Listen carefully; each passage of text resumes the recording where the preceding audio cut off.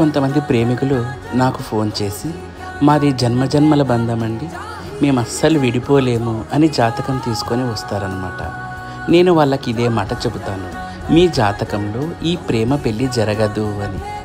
ఎలా చెప్తారండి అలా అని నా మీదకు వాదనకు వస్తుంటారు. సింపుల్, ఎవరి జాతకంలోనైనా కానీ శుక్రుడి యొక్క పరిస్థితిని బట్టి వాళ్ళ జీవితం ప్రేమతో ముడిపడి ఉంటుందా లేదా అనేది అర్థం చేసుకోవచ్చు. దీనికి కుజుడు తోడయ్యాడనుకోండి, అది కామోద్రేకంతో కూడిన ప్రేమగా చెప్పుకోవచ్చు.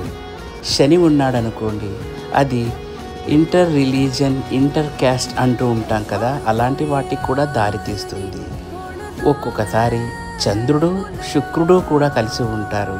వీటి వలన వాళ్ళు ఎప్పటికైనా విడిపోయే సంకేతాలు ఉన్నాయని ఆ జాతకం సూచిస్తుంది. ఇలా రకరకాల విధాలుగా మనం ప్రేమికుల జాతకాల్ని కూడా అంచనా వేయచ్చు.